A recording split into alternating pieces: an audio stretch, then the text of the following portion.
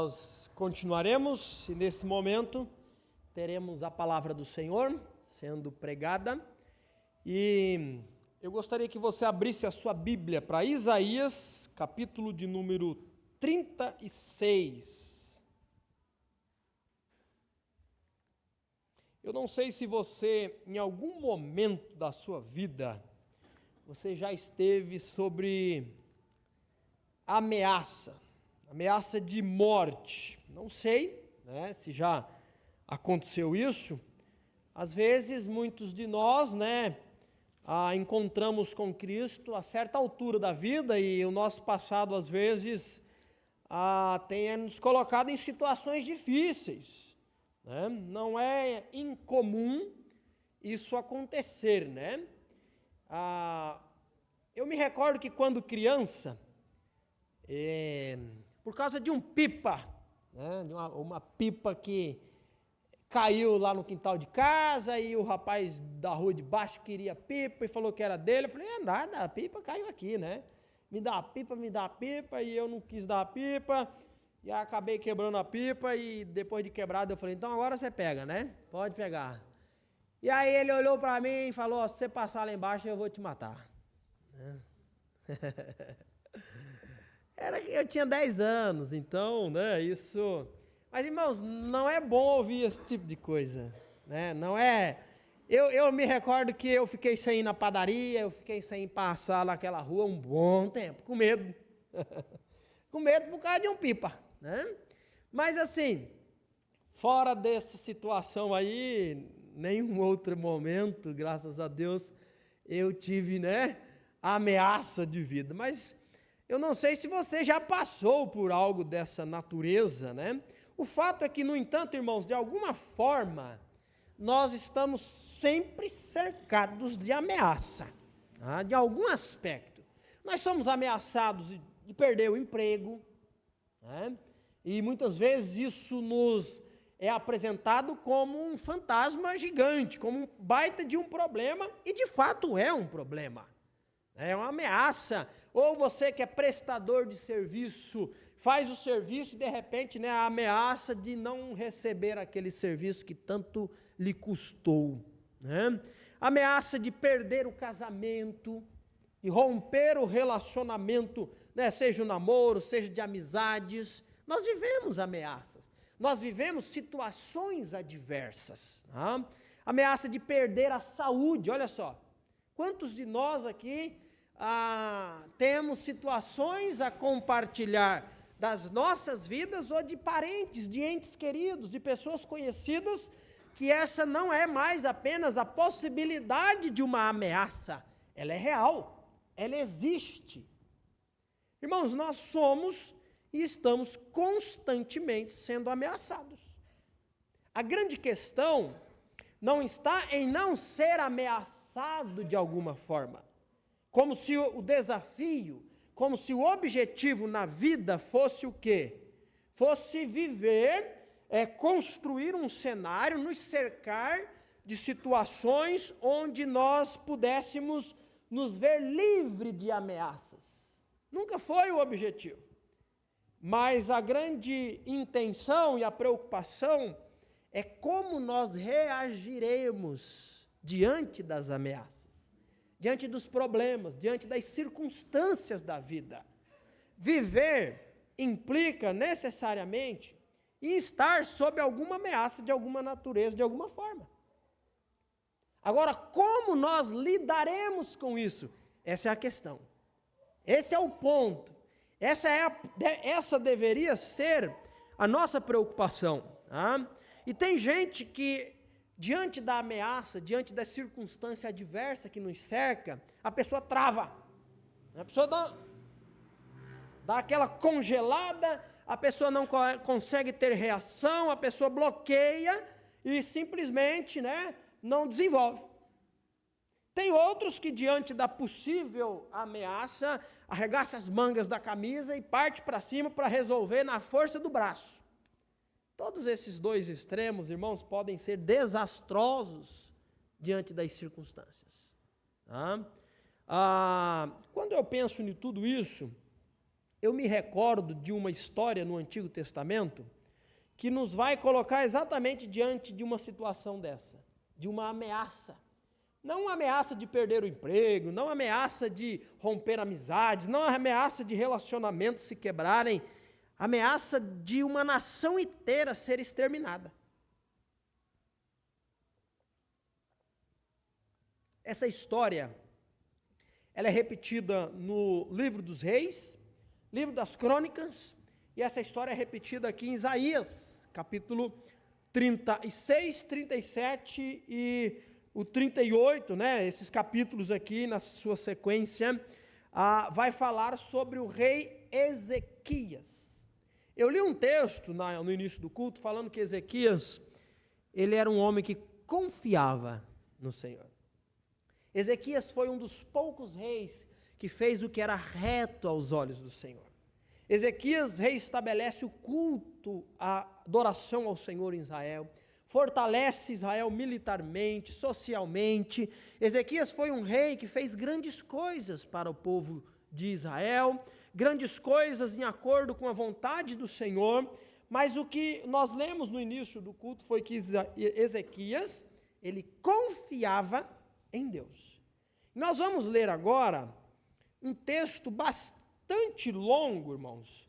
Eu não me recordo de ter pregado lendo um texto tão longo quanto eu lerei agora, tá bom?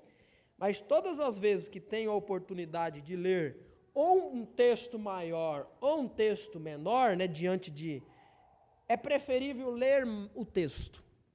Eu poderia contar o que diz o capítulo 36 de Isaías, mas eu penso que o texto narrativo, quando ele é lido, ele é melhor do que ser contado, né?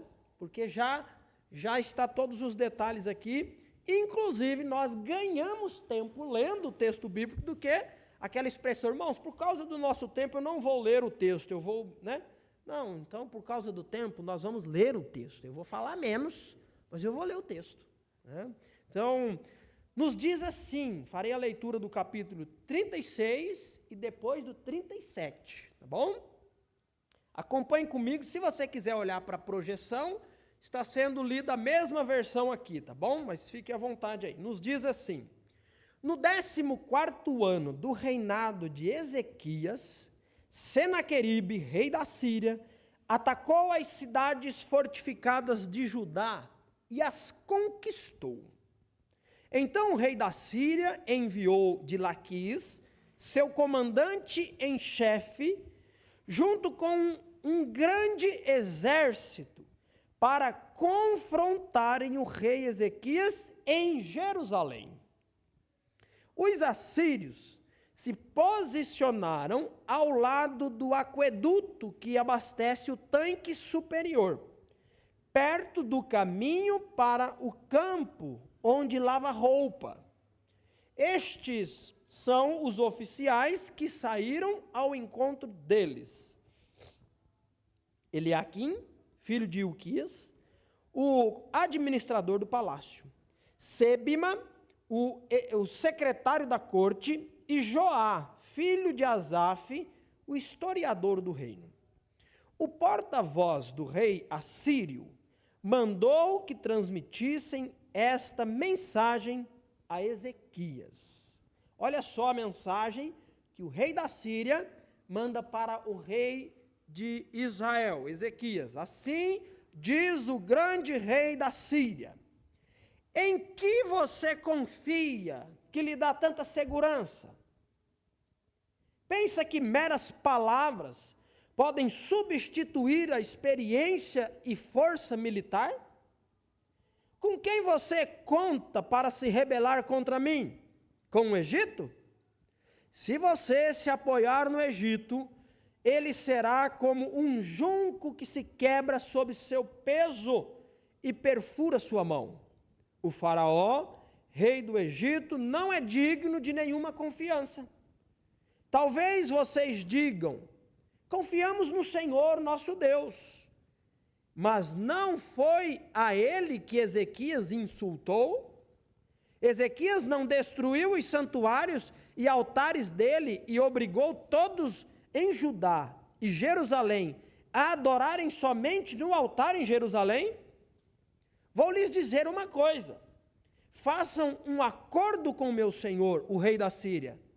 Eu lhes darei 2.000 cavalos, se forem capazes de encontrar homens em número suficiente para montá-los.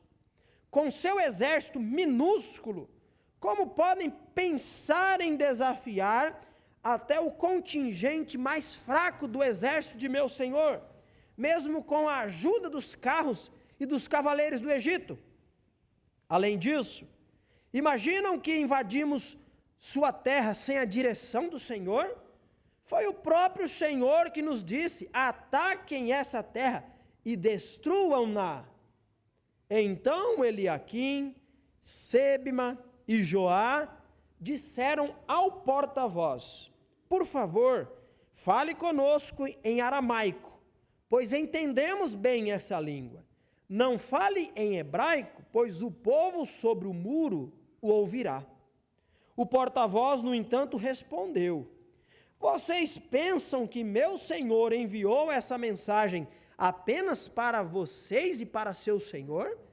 Ele quer que todo o povo a ouça, pois quando cercamos esta cidade, eles sofrerão junto com vocês. Ou quando cercarmos, quando cercarmos essa cidade, eles sofrerão junto com vocês. Ficarão tão famintos e sedentos que comerão as próprias fezes e beberão a própria urina. Então o porta-voz se levantou e gritou em hebraico: ouçam esta mensagem do grande rei da Síria. Assim diz o rei: não deixem que Ezequias os engane. Ele jamais será capaz de livrá-los. Não deixem que ele os convença a confiar no Senhor, dizendo: certamente o Senhor nos livrará. Esta cidade jamais cairá nas mãos do rei da Síria. Não deem ouvidos a Ezequias. Estas são as condições que o rei da Síria oferece. Façam as pazes comigo, abram as portas e saiam.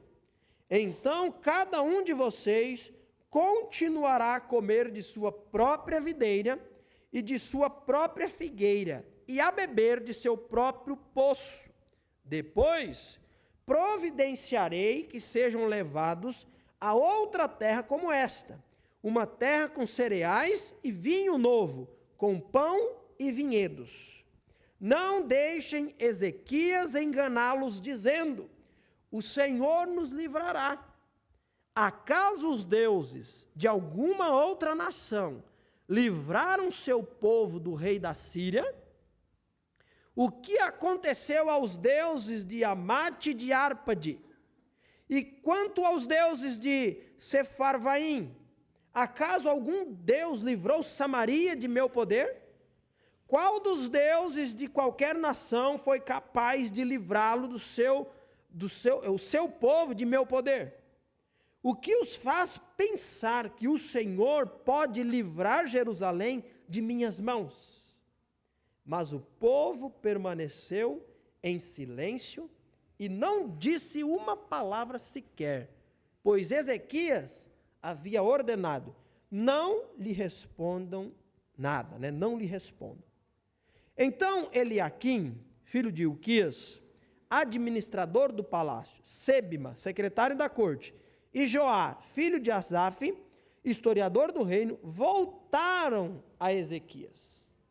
Rasgaram suas roupas e foram contar ao rei o que o porta-voz tinha dito. Está lido aqui, irmãos, a primeira parte do texto que lerei nesta oportunidade. O que nós podemos observar aqui? Existe a nação da Síria, e para que os irmãos entendam, historicamente falando, esse é o império mais poderoso do mundo no momento. Esse é o império que reina de maneira volumosa, de maneira bélica. Este império já havia derrotado o Egito.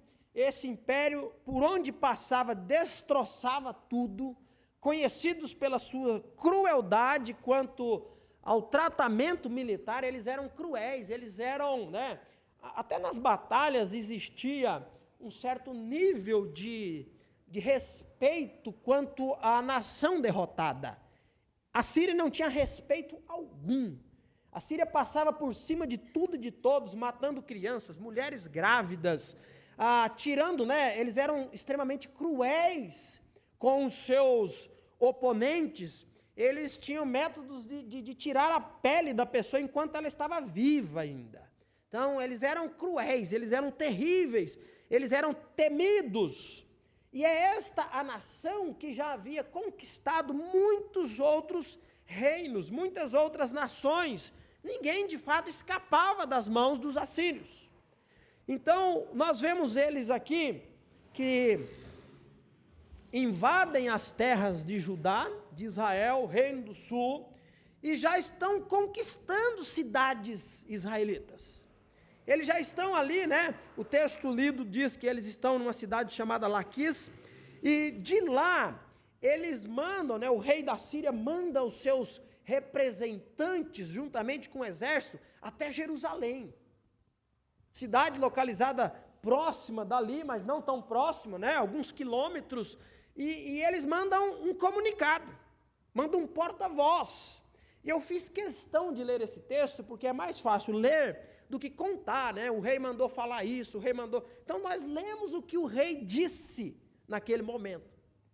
Em um tom de provocação, em um tom de deboche, o povo, né, está sobre o muro, atento, olhando, os oficiais de Israel pedem, né, os oficiais de Ezequias, de Judá, pedem para que os oficiais da Síria conversassem com eles em aramaico, a língua deles, que eles também entendiam. E eles dizem, não, nós não estamos aqui para falar só com vocês, nós estamos aqui para transmitir um recado para que o povo inteiro ouça. Então eles estão falando em hebraico. Então eles querem transmitir pavor, terror, medo, e a proposta é a seguinte: vocês se entreguem, então nosso Senhor, o rei da Síria, irá poupá-los, irá preparar uma terra para vocês, vocês não serão destruídos, mas caso vocês queiram confiar no rei de vocês, nada e ninguém pode nos livrar vocês de nossas mãos. Penso que ficou claro, né? A leitura do texto aqui. Então, o que acontece? Os oficiais do rei Ezequias retornam, né? É Ilquias, é Sebima, é Joá, retornam, rasgam suas vestes. Isso era uma demonstração de tristeza, de, né, indignação, de pavor, de angústia. E eles estão diante do rei Ezequias agora. E nós faremos a leitura do capítulo 37, que é onde nós iremos examinar a atitude demonstrada por Ezequias. Ezequias escuta tudo isso, ele ouve tudo isso, e diante das ameaças, e não é uma ameaça como eu disse, né? Se você não acertar essa diferença comigo, ou se você não honrar isso, ou se você não aceitar essa condição, a partir de hoje você para mim é como se não existisse. Não é esse tipo de ameaça, não. A ameaça aqui é: eu vou entrar por essa cidade, assim como eu entrei por todas as cidades que eu quis fazer, e vocês serão massacrados. Nada e ninguém irá livrá-los. É essa a ameaça. Não é uma ameaça pequena, irmãos. Mas vamos ver a atitude de um homem que confiava no Senhor. Olha só o capítulo 37.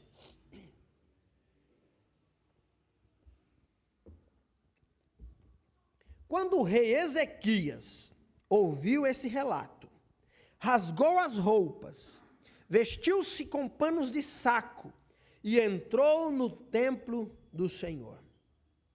Enviou Eliaquim, o administrador do palácio, Sebima, o secretário da corte, e os principais sacerdotes, todos vestidos com panos de saco, ao profeta Isaías, filho de Amós. Eles lhe disseram: assim diz o rei Ezequias, hoje é um dia de angústia, insulto e humilhação. É como quando a criança está prestes a nascer, mas a mãe não tem forças para dar à luz. Contudo, talvez, o Senhor, seu Deus, tenha ouvido o porta-voz, que o rei da Síria enviou para desafiar o Senhor vivo, o Deus vivo, e o castigue por suas palavras. Por favor, ore por nós que restamos. Versículo 5.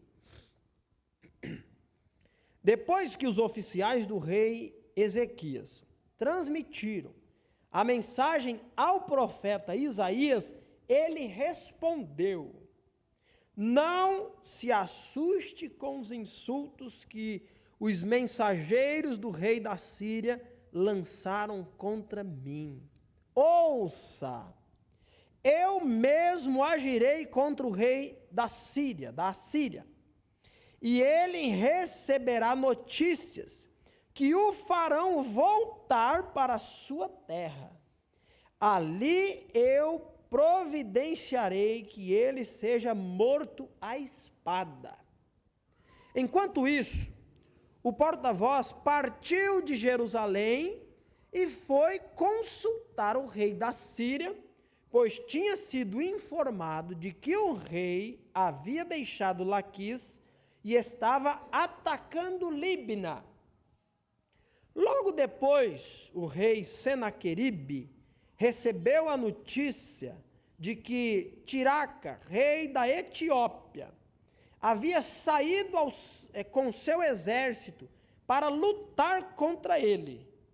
Então enviou seus homens de volta a Ezequias, em Jerusalém, com a seguinte mensagem. Então, mais uma vez, o rei da Síria vai transmitir para Ezequias uma segunda mensagem. Leiamos e continuemos a leitura. Esta é uma mensagem para Ezequias, rei de Judá. Não deixe que seu Deus, em quem você confia, o engane com promessas de que Jerusalém não será conquistada pelo rei da Síria. Você sabe muito bem que os reis da Síria fizeram por onde passaram. Destruíram completamente todos que atravessaram seu caminho. Quem é você para escapar? Acaso os deuses de outras nações, como Gozã, Arã, Rezefe e o povo de Éden, que estavam em Telazar, os livraram? Meus antecessores destruíram todos eles. O que aconteceu ao rei de Amate e ao rei de Árpade? O que aconteceu aos reis de Sefarvaim, e Enã e de Iva? Depois que Ezequias recebeu a carta dos mensageiros e a leu, subiu ao templo do Senhor e a estendeu diante do Senhor. Então Ezequias fez esta oração na presença do Senhor: ó Senhor dos exércitos, o Deus de Israel, que estás entronizado entre os querubins, só tu és Deus de todos os reinos da terra. Sim, tu criastes os céus e a terra. Inclina teus ouvidos, ó Senhor, e ouve. Abre teus olhos, ó Senhor, e vê. Ouve as palavras com as quais Senaqueribe desafia o Deus vivo. É verdade, Senhor, que os reis da Síria destruíram todas essas nações. Lançaram os deuses das nações no fogo e as queimaram. É claro que os assírios conseguiram destruí-los. Não eram deuses verdadeiros, de verdade, mas apenas ídolos de madeira e de pedra moldados por mãos humanas. Agora, Senhor, nosso Deus, salva-nos do poder desse rei. Então todos os reinos da terra saberão que somente tu, Senhor, és Deus. Então Isaías, filho de Amós, enviou esta mensagem a Ezequias: assim diz o Senhor, o Deus de Israel, visto que você orou a mim a respeito de Senaqueribe, rei da Síria, o Senhor proferiu esta palavra contra ele: A filha virgem de Sião o despreza e ri de você. A filha de Jerusalém balança a cabeça com desdém enquanto você foge. A quem você desafiou e de quem zombou? Contra quem levantou a voz? Para quem olhou com arrogância para o Santo de Israel? Por meio de seus mensageiros desafiou o Senhor. Disse: com meus numerosos carros de guerra, conquistarei os montes mais elevados, sim, os picos mais remotos do Líbano. Cortei seus cedros mais altos e seus melhores ciprestes. Cheguei às suas maiores alturas. Mas o que posso dizer? Ele mesmo enviou esta doença. Perdão, tio. Eu passei 2 páginas aqui, né? Cheguei às suas maiores alturas e explorei suas florestas mais densas. Cavei poços em muitas terras estrangeiras e me refresquei com a água. Com a sola de meu pé, sequei todos os rios do Egito. Mas você não sabe? Eu decidi tudo isso há muito tempo. Planejei estas coisas no passado distante e agora as realizo. Planejei que você transformaria cidades fortificadas em montes de escombros. Por isso, seus habitantes perdem as forças e ficam assustados e envergonhados. São frágeis como a relva, indefesos como brotos verdes e tenros. São como o capim que surge no telhado, queimado antes de crescer. Mas eu o conheço bem, sei onde está e sei de suas idas e vindas. Sei como se enfureceu contra mim. E por causa de sua raiva contra mim, de sua arrogância, eu mesmo ouvi. Porei minha argola em seu nariz e meu freio na sua boca. Eu farei voltar pelo mesmo caminho por onde veio. Então Isaías disse a Ezequias: esta é a prova de que minhas palavras são verdadeiras. Neste ano vocês comerão somente o que crescer por si, e no ano seguinte o que brotar disso. Mas no 3º ano semeiem e colham. Cuidem de suas videiras e comam de seus frutos.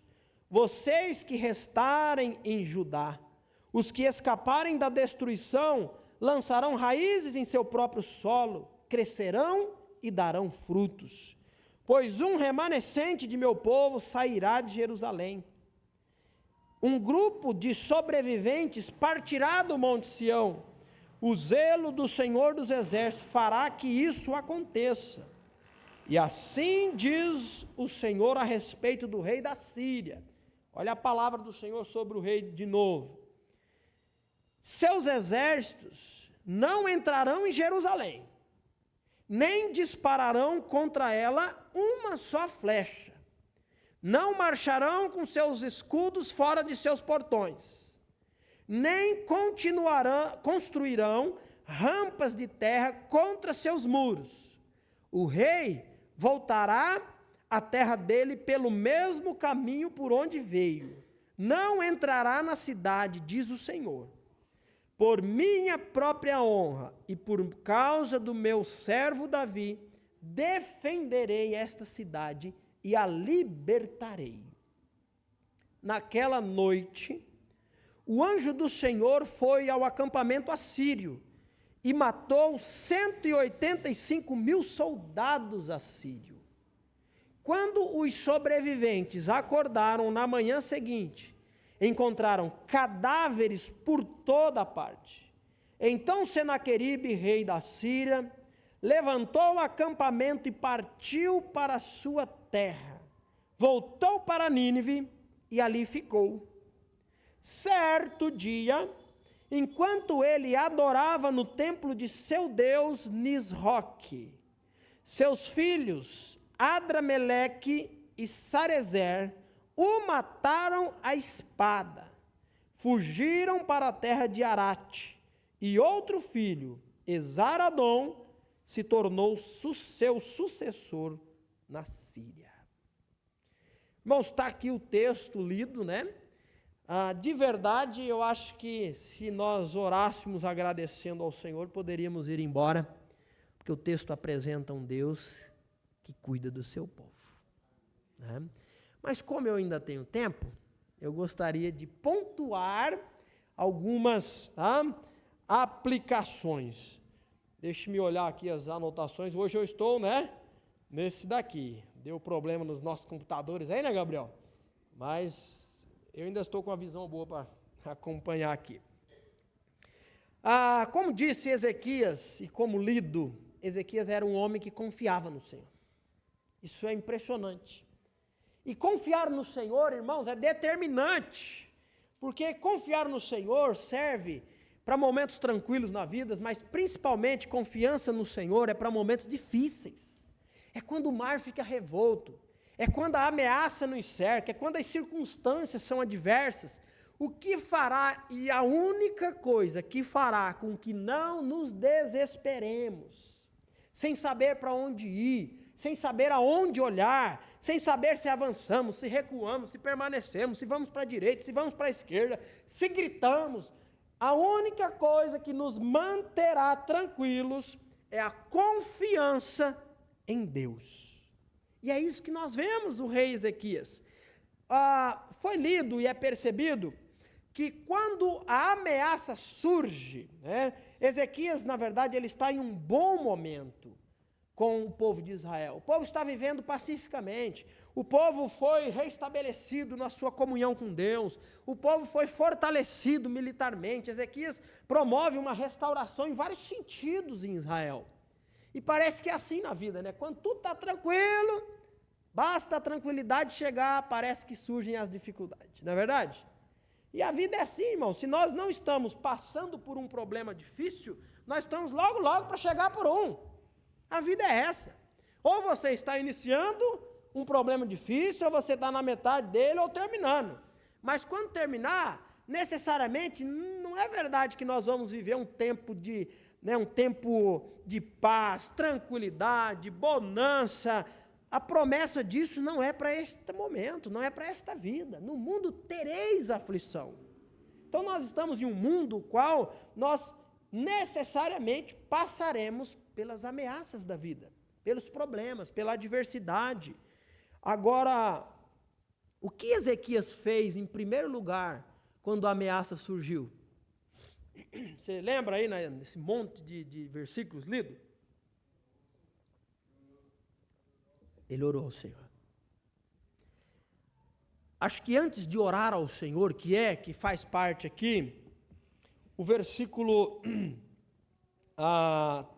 1 do capítulo 37, né, nos diz que Ezequias rasga as suas vestes, em uma demonstração de indignação, de tristeza, mas junto com isso, o texto vai nos dizer que ele entrou no templo do Senhor.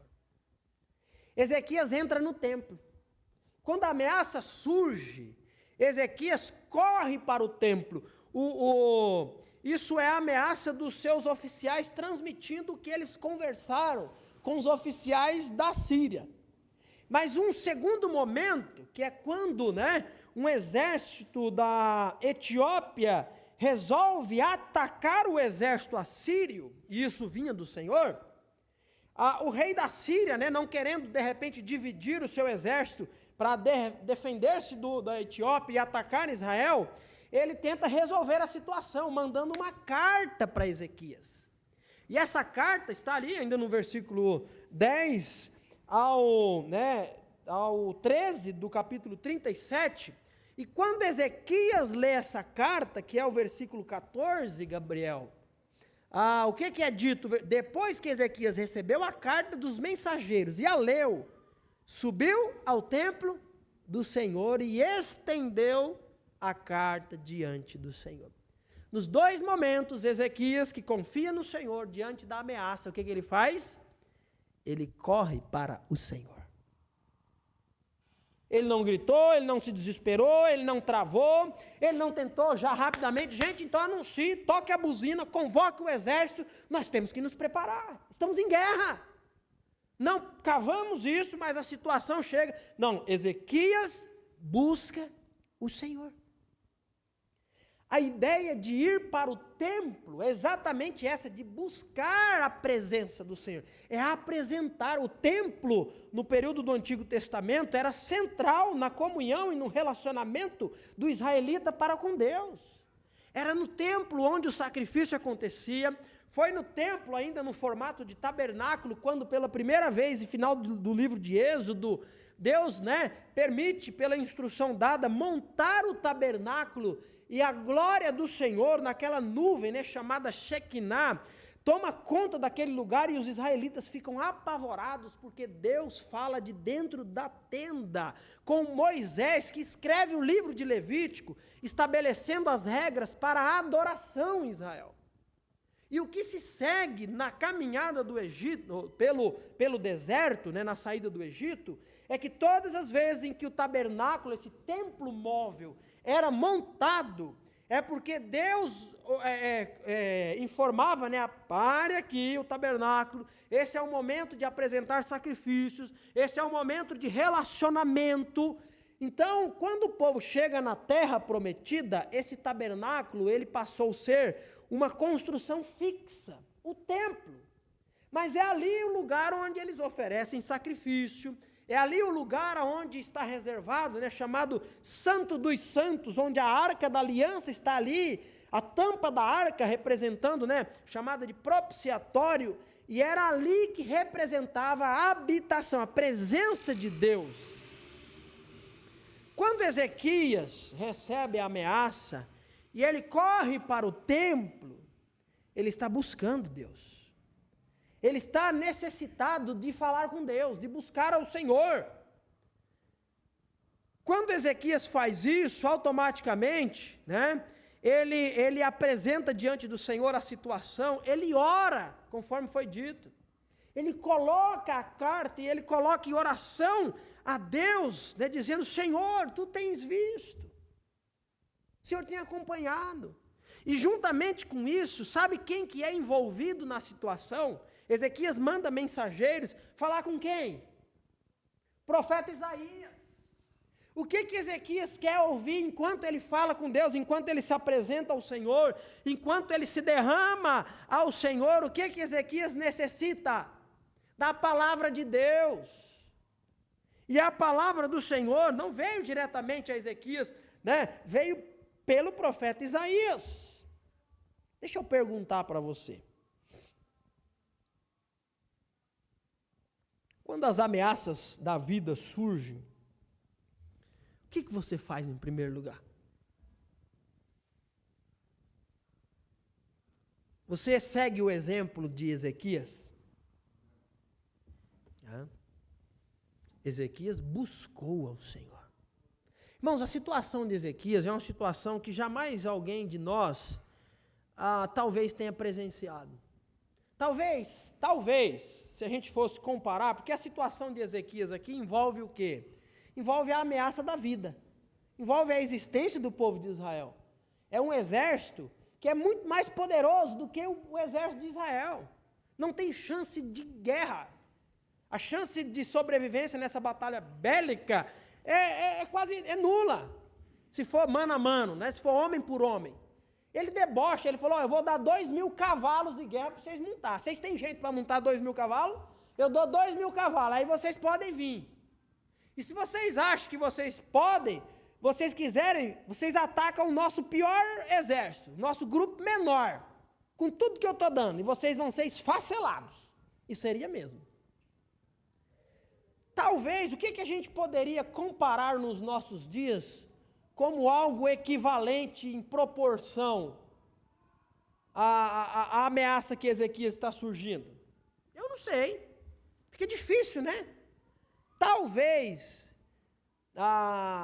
de forma pessoal, a gente possa elencar algumas situações que são maiores do que nós, que são mais poderosas do que nós, Irmãos, eu acho que, eu não sei se é porque eu já passei na família, por essa experiência, mas parece que essa palavra, ela é muito pesada. Ela tem uma escuridão que a envolve de uma forma a ser desesperançosa. De repente, né, estou sem nenhum papel aqui, mas pegando um papel, o médico olha para um exame e diz, olha, realmente é um câncer. Ou qualquer coisa equivalente no sentido de ser algo intratável, incurável pela medicina. Isso se apresenta como algo maior do que nós, irmãos. Isso se apresenta como algo de uma proporção, de uma avalanche que vem sobre nós, e você olha para um lado e para o outro e você sabe que, dependendo do que for exatamente, da variedade, da intensidade, a medicina não vai resolver. A medicina não vai dar conta. Vai proporcionar algo paliativo, vai diminuir a dor, vai... Irmãos, mas enquanto meu pai se tratava de câncer em Barretos, existiam colegas de quarto que era constantemente com dor, mesmo sendo medicados a cada 4 horas com morfina. O maior analgésico proporcionado pela medicina no Brasil, né, não resolvendo aquela situação. O câncer é muito maior do que nós. E quantas outras situações? Mas como que nós reagimos diante de uma situação dessa? Se seguirmos o exemplo de Ezequias, nós iremos correr para o Senhor. Nós iremos buscar a palavra do Senhor, nós iremos, a pedir a direção do Senhor, mas eu quero que não fiquemos apenas em situações de ameaça de vida. Irmãos, nós precisamos buscar o Senhor diante das decisões da vida, diante das situações. Quantos de nós estabelecemos coisas, vamos para a direita, vamos para a esquerda, compramos, vendemos? Quantos de nós decidimos, derrubamos, construímos, sem buscar o Senhor? Sem querer saber o que o Senhor está fazendo nesse contexto, nessa situação. Nós somos incentivados pelo rei Ezequias a buscar o Senhor. E quantas promessas da palavra do Senhor, né? Para nós buscarmos e então encontraremos o Senhor. O que é a palavra do Senhor, senão a direção de Deus para as nossas vidas? Olha só, qual que foi o hino que cantamos sobre, acho que o terceiro hino, Roberto? Nele tem um pois, não, era um outro hino que falava sobre, esse, Deus me guiará, guiará, sim, Deus me guiará, né? Deus me guiará, o meu Deus me guardará. Olha aqui, Salmo 32, versículo 8. Assim diz o Senhor: eu o guiarei pelo melhor caminho para a sua vida, lhe darei conselhos e cuidarei de você. Agora, como que Deus guia? Eu estou sentindo um negócio, senti um rupio na espinha, a minha coluna travou hoje, então é sinal de que Deus não quer que eu... Irmãos, para com isso. Deus guia, Deus fala, Deus já falou, é mediante a palavra de Deus. É mediante a palavra do Senhor, já está revelado. Pastor, eu não tenho tanto entendimento assim. Então tu sente com alguém que tem mais entendimento, porque essa é a vontade de Deus. Vamos conversar sobre o que Deus espera de mim, de você, diante da vida. Vamos buscar o conselho do Senhor. É isso que Ezequias fez, irmãos. Quando nós olhamos para a oração de Ezequias, nós vemos que Ezequias realmente confiava em Deus. Você viu a oração que esse homem fez? Esse homem ora, e ele diz o seguinte, versículo 16, projeta aí, Daniel. Versículo 16, diz assim: ó Senhor dos exércitos, o Deus de Israel, que estás entronizado entre os querubins.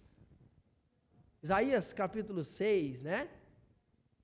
A oração de Ezequias é teológica, é bíblica, é verdadeira. Só tu és Deus de todos os reinos da terra. O que Ezequias está exaltando aqui? O Senhor diante daquele abestado chamado Senaqueribe. aquele vermezinho que acha que é alguma coisa. Ele subiu numa gilete deitada porque Deus permitiu, e ele está achando que pode com tudo e com todos. Ezequias, eu não vejo Ezequias desesperado, irmãos, eu vejo temeroso, indignado, certo? Apreensivo, tudo isso faz parte, mas eu não vejo um homem desesperado, sem saber para onde olhar. Esse homem olha para Deus e diz: só tu é Deus entronizado, tu és o rei sobre todos os reinos da terra. Inclina, Senhor, os teus ouvidos, abre os teus olhos, veja a nossa situação, Senhor. E ele diz: é verdade o que o rei está dizendo, destruiu tudo e todos, mas ele fez isso porque nenhum dos deuses dessas nações era Deus verdadeiro, somente o Senhor é Deus verdadeiro. Você ora assim, ou de repente a sua oração é: Senhor, eu não sei o que eu vou fazer se isso não acontecer, e o Senhor tem que curar, e o Senhor... Irmãos, não é dessa forma. Olhe para Deus, um Deus que está entronizado, e se Deus quiser, Ele pode. Aqui Deus quis. Aqui Deus quis. Só que só para você que acha que tudo relacionado à vontade de Deus é cura, é bênção, é milagre, e não é verdade isso? Sabe quem fez parte dessa lista de nações destruídas pelo rei Senaqueribe? Sabe quem? Israel, reino do norte. Samaria, povo de Deus. Deus permitiu ser destruído e levados cativos para a Síria. Mas Deus não permitiu que isso acontecesse em Judá. Então a nossa oração para com Deus é: Senhor, tu que estás entronizado, tu podes, se queres, faça para a tua glória. Se não quer que a tua graça seja suficiente, até eu esperar o dia da morte, seja pelo câncer, pelo diabetes, pelo vírus da gripe, pela queda que a gente leva, a nossa intenção não deve ser buscar aquilo que eu quero, mas que Deus me dê graça para adorar o Senhor diante do que Ele quer, e nem sempre eu sei o que Ele quer. O que nós vemos aqui é Ezequias reconhecendo a soberania do Senhor. Tu podes, se queres tu fazes, tu é o Senhor singular, nenhum Deus é como o Senhor. O que nós podemos ver aqui, irmãos? Pensando em terminar, aplicações. Deus está, em primeiro lugar, Deus está no mais absoluto controle da história geral e da história individual das nossas vidas. É isso que a Bíblia, de maneira geral, irá apresentar para nós. De maneira específica, com esse texto, é essa verdade que nós vemos em primeiro lugar. Deus está no controle. Então, se Deus está no controle, é ilógico, é irracional, é tolice querer assumir o controle da situação. Querer dar cabo à ideia, porque eu desejo, porque eu quero, porque eu acho que deve ser. Não, busque o conselho de quem está no controle. Se Ele está no controle, e eu já quero começar a fazer a propaganda da próxima série de mensagens. Terminamos 2 Pedro domingo, e não consegui iniciar essa semana, estou lendo bastante, mas sobre ansiedade. A Bíblia diz: não andeis ansiosos. Não ande ansioso pela comida, pela bebida e pela vestimenta. Não ande ansioso porque você não é capaz de acrescentar ao curso da sua vida 45 centímetros. Você não é capaz. Então, se eu permitir o meu coração estar ansioso, isso é ilógico, isso é irracional, isso é tolice, porque Deus falou: não ande, porque você não é capaz de mudar nada. Tá? Os fios da sua cabeça estão contados. Eu sei exatamente cada dia da sua vida escrito no livro. Deus está no controle. Então, não ande ansioso por estas coisas. Confie e entregue isso ao Senhor. O que é que nós vemos aqui? A história sendo mostrada sobre um Deus que está no controle. Então confie. Então busque ao Senhor. Então a sua oração deve ser de engrandecimento àquele que tudo pode. A sua oração deve ser: Senhor, me dê graça para glorificá-lo, para adorá-lo do lado de cada situação. Segunda verdade que o texto vai mostrar para nós, irmãos, o orgulho precede a queda. Projeta aí, Daniel, Provérbios 16, 18. Se tem um abestado orgulhoso, é esse rei Senaqueribe. Ele desafia tudo e todos, ele zomba de Deus, ele é um camarada que eu vou te dizer uma coisa, né? Mas a Bíblia diz o seguinte, o orgulho precede a destruição, e a arrogância precede a queda. Caiu igual, né, como lá na roça a gente chama, caiu igual uma jaca podre, né? Puf, se espalhou. E foi do jeito que Deus disse, ele não vai entrar em Israel. Não vai ser disparado uma flecha. Nenhum escudo vai ser empunhado. Ele vai voltar pelo caminho que ele veio. Eu vou botar, olha a figura bastante rural aqui, né? Eu vou botar uma argola no nariz dele. Eu vou botar um freio na boca dele. O que é essas coisas aqui? Você já foi da roça? Até hoje eu tenho freio, né? Freio que eu usava nos cavalos lá no Mato Grosso. Até hoje, está guardado. De vez em quando eu olho assim, dá uma saudade, né? Porque eu gosto. O que acontece? Você bota um freio na boca de um cavalo e você domina aquela 500 a 1 tonelada de peso, e músculo e força. Ele dispara na corrida que você quer, você traz ele para cá, você faz todos os movimentos e exercícios. Por quê? Porque você tem uma ferramenta na boca dele e você está dizendo, eu mando em você. A argola no focinho, essa eu nunca usei, né? Porque a gente não lidava com o boi no sentido de arar a terra e de ter carros para puxar, né? Eu já fui de uma época mais moderna um pouco, né? Então usava o cavalo para isso, né? Mas o que acontece? Você bota uma argola no focinho de um boi, depois de domá-lo, aquilo você leva ele aonde quer. Você faz dele um gatinho. Por quê? Porque tem uma argola no nariz dele, um ponto fraco dele. Deus está falando, eu vou botar uma argola no focinho desse camarada aí, ó. E ele se achando todo, né? Eu vou botar um freio na boca dele. E eu vou conduzir ele para onde eu quero. Porque, na verdade, ele tem todo esse poder aí, porque ele faz parte do meu plano. Gente, é demais, né? Olha só o versículo 28 do 37, 26, Daniel.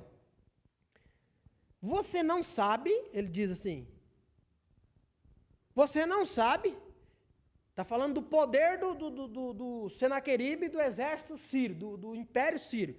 Você não sabe, eu decidi isso há muito tempo. Planejei essas coisas no passado distante, e agora eu as realizo. Planejei que você transformaria cidades fortificadas em montes de escombros. Pode mais um. Por isso seus habitantes perdem as forças e ficam assustados e envergonhados. São frágeis como a relva, indefesos como brotos verdes e tenros. São como capim que surge no telhado, queimado antes de crescer. Sabe por que você é o que é? Porque eu permito. E o seu fim vai ser o seguinte, você vai voltar para casa por onde você veio. E você vai morrer à espada lá na sua terra. Cerca de 20 anos se passa, 20 ou 30 anos depois, ele entra no templo do Deus dele para adorar, 2 de seus filhos vão lá e o matam à espada, por uma briga de poder. Deus derruba os orgulhosos. Deus permite o orgulhoso subir, para que quanto mais alto seja, maior seja a queda. Deus fez isso com Faraó. Deus fez isso com Senaqueribe. Deus fez isso com Ciro. Deus faz isso todas as vezes cuja realidade se faz necessário para que a sua glória seja evidenciada. Eu estou no controle. Então, diante do controle de Deus, deixa Deus agir. Se Deus quiser, Ele pode te usar. Se Deus quiser, Ele conta contigo. Mas deixa Deus agir. Mais uma verdade para concluirmos. Irmãos, nós somos chamados a andar pela fé. Não é pelo que nós vemos, não. Quem anda pelo que vê é o homem natural. O homem natural vê, né? O homem natural viu, Daniel, 2 Coríntios 5, 7, tá? Mas o homem natural viu as colheitas, né? Seus campos, que ia produzir mais do que estava realmente previsto para guardar, destruiu todos os seus celeiros, construiu maiores, guardou todo o seu cereal e disse consigo mesmo, né, agora nós temos bens para muitos anos. Isso é o homem natural, ele dá o passo conforme o que ele vê. O homem natural diz, rapaz, está chovendo desse lado, então vamos plantar desse lado. Choveu desse, vamos plantar aqui. Olha o homem natural, vamos mudar, Tiago diz, vamos a tal cidade, vamos estabelecer negócio, vamos plantar, vamos colher, vamos ter lucro. E Tiago diz, seus insensatos, ao invés de dizer, vamos fazer isso ou fazer aquilo, deveria dizer, se o Senhor quiser, se o Senhor permitir, iremos e faremos. Irmãos, nós somos chamados a andar pela fé, porque vivemos por fé e não pelo que vemos. Ezequias é um exemplo de fé. Ele sabia que Deus podia, mas ele não está vendo a solução. Mas ele confia em Deus. Mais um aspecto para aplicarmos às nossas vidas. Quando as ameaças surgirem e se levantarem contra você, busque a presença do Senhor. Apresente a Ele a sua causa. Já mencionei sobre isso, né? Quando as ameaças surgirem, adore o Senhor. Irmãos, a pergunta que concluo nessa oportunidade é, como que você age diante da situação? Desespera? Não tem ação?